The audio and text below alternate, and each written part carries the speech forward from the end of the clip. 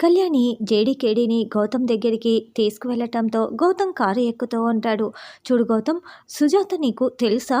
నువ్వు వాళ్ళ ఇంటికి ఎందుకు వెళ్ళావు ఆ రోజు అని నిలదీస్తూ ఉంటే అప్పుడు కేదార్ అతను వేసుకున్న షూస్ చూస్తూ సేమ్ అవే షూస్ అని మనసులో అనుకుంటూ వెంటనే కారులోకి వెళ్ళి చెక్ చేస్తూ ఉంటారు. లేదు మేడం, నేను వెళ్ళలేదని ఇతను బుకాయిస్తూ ఉంటాడు. కారు మొత్తం వెతికిన తర్వాత జేడీ సేమ్ అదే సిగరెట్ వాడుతున్నాడు, మనకక్కడ దొరికింది కదా అని ఇక్కడ సిగరెట్ ప్యాకెట్ని చూపిస్తూ ఉంటాడు. అయితే నువ్వు నిజం చెప్పు, సుజాత వాళ్ళ ఇంటికి ఎందుకు వెళ్ళావు? అక్కడ ఏం జరిగింది?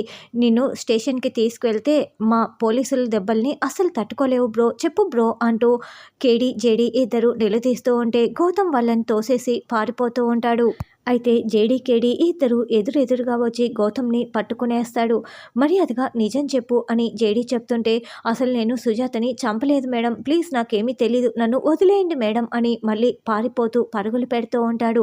ఈ లోపల ఒక వెహికల్ వచ్చి యాక్సిడెంట్ చేసి వెళ్ళటంతో షిట్, వెంటనే అంబులెన్స్కి కాల్ చేయి, ఇతనికి పల్స్ ఇంకా కొట్టుకుంటోంది అని జేడీ చెప్పడంతో కేదార్ కాల్ చేస్తూ ఉంటాడు. ఏమి బా అపోడా నిషి, భోజనానికి రండి అని వైజయంతి పిలుస్తూ ఉంటే ఏందే కౌశిక్ని పిలవటం లేదు, కళ్ళు కనిపించట్లేదా అని సుధాకర్ అంటాడు. తప్పు చేసినందుకు యువరాజ్కి 1 మంత్ కలిసి తినకూడదని ఈ కౌశికి రూల్ పెట్టింది కదా, మరి తను మోసం చేసింది, అందుకే నేను పిలవలేదు అని వైజయంతి అంటే అవును, ఎవరికైనా ఒకటే న్యాయమే కదా, మా ఆయన తప్పు చేస్తేనే 1 మంత్ కలిసి తినకూడదని చెప్పినప్పుడు వదిన పూర్తిగా మోసం చేసిందన్నప్పుడు ఇంకేం చేయాలని నిషి అంటే ఇదంతా దివ్యాంక పని అని మీకు అర్థం కావటం లేదా, ఎందుకు కౌశికిని అలా మాట్లాడుతున్నారని సుధాకర్ అరుస్తూ ఉంటాడు. సురేష్ కూడా ఇదే చెప్పేసి వెళ్ళాడు కదా, ఎవరికైనా ఒకటే న్యాయం అని వైజయంతి అంటే పర్వాలేదు బాబాయ్, నాకు ఆకలిగా లేదు, జేడీ నా కేసు టేకప్ చేసిందని తెలిసింది, ఇక నేను బయట పడిపోతాను, నేను ఏ తప్పు చేయలేదని జేడీని నిరూపిస్తుంది అని కౌశికి వెళ్తూ ఉంటే అప్పుడే టీవీలో బ్రేకింగ్ న్యూస్ వస్తూ ఉంటుంది.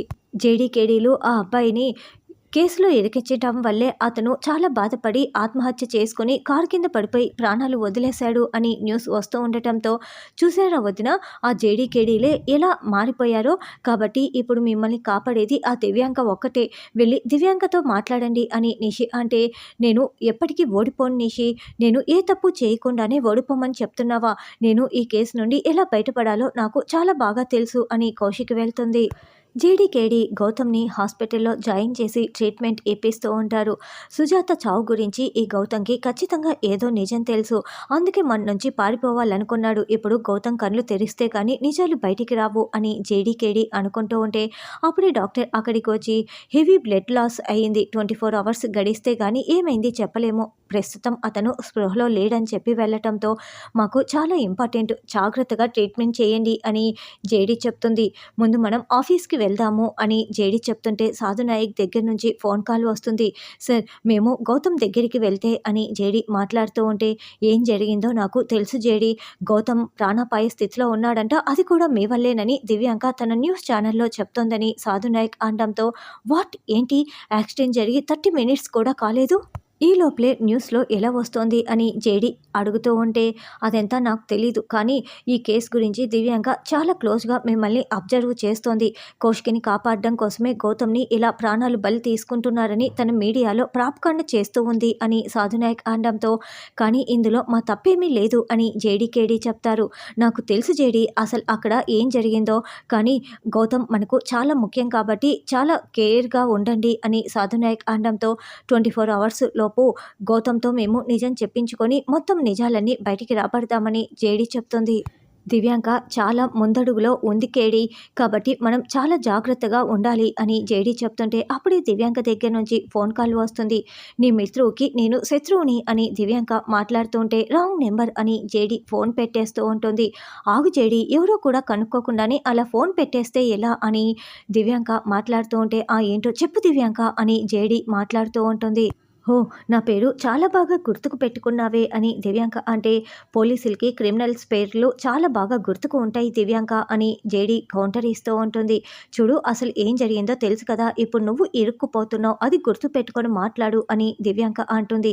చూడు, కౌశిక్ గారి కేసులో నువ్వు ఏ మాత్రం నాకు అడ్డు వచ్చినా కూడా నీ పేరు ఉందని నాకు తెలిసినా కూడా నేను నీ దగ్గరికి ముందు వెనుక ఆలోచించకుండా వచ్చేస్తాను. ఒక్కసారి నేను వచ్చానంటే ఎలా ఉంటుందో నీకు ఇంతకు ముందు అనుభవమే కదా కదా! కాబట్టి నా రేడియస్‌లో నా దరిదాపుల్లో ఉండాలని చూడకు అని జేడీ వార్నింగ్ ఇచ్చి ఫోన్ పెట్టేస్తుంది. నన్ను జైలుకి పంపిస్తానని నాకే వార్నింగ్ ఇస్తావా? నీ సంగతి, కౌశికి సంగతి నేను చూస్తాను కదా అని దివ్యాంక అనుకుంటూ ఉంటుంది.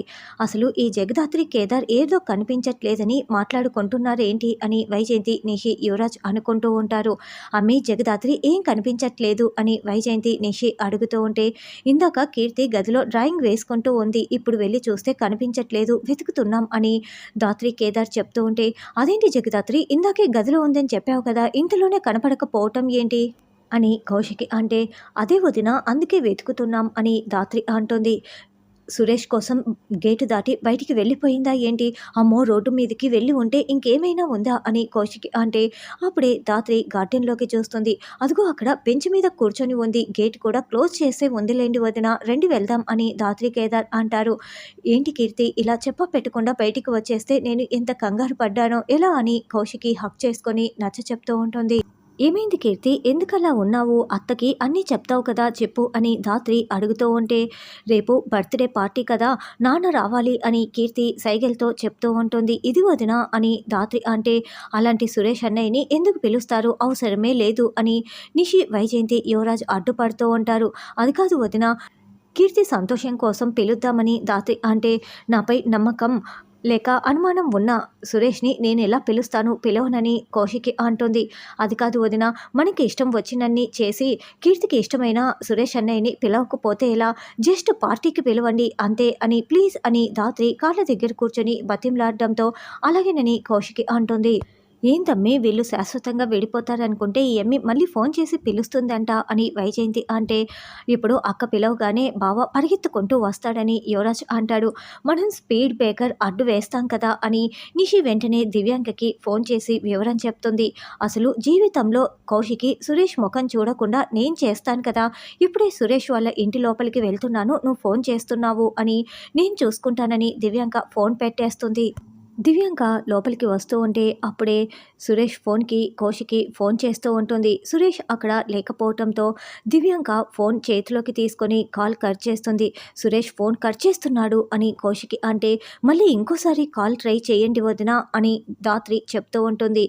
రెండోసారి చేస్తే కూడా దివ్యాంక కాల్ కట్ చేస్తుంది. అయితే ఇప్పుడే సురేష్ అక్కడికి వస్తాడు. ఎందుకు దివ్యాంక వచ్చావు? కౌశిక్ మీద నాకు కోపం ఇంకా పెంచటానికి వచ్చి ఉంటే నువ్వు వెళ్ళిపోవచ్చు అని సురేష్ చెప్తుంటే, అబ్బే నేను అందుకోసం రాలేదు. ఒకసారి నిన్ను మాట్లాడి వెళ్దామని, అదే జరిగిన విషయం తెలిసింది మాట్లాడి వెళ్దామని వచ్చాను. నాకు కాస్త కాఫీ ఇస్తావా అని చెప్పడంతో అలాగేనంటూ సురేష్ లోపలికి వెళ్తాడు.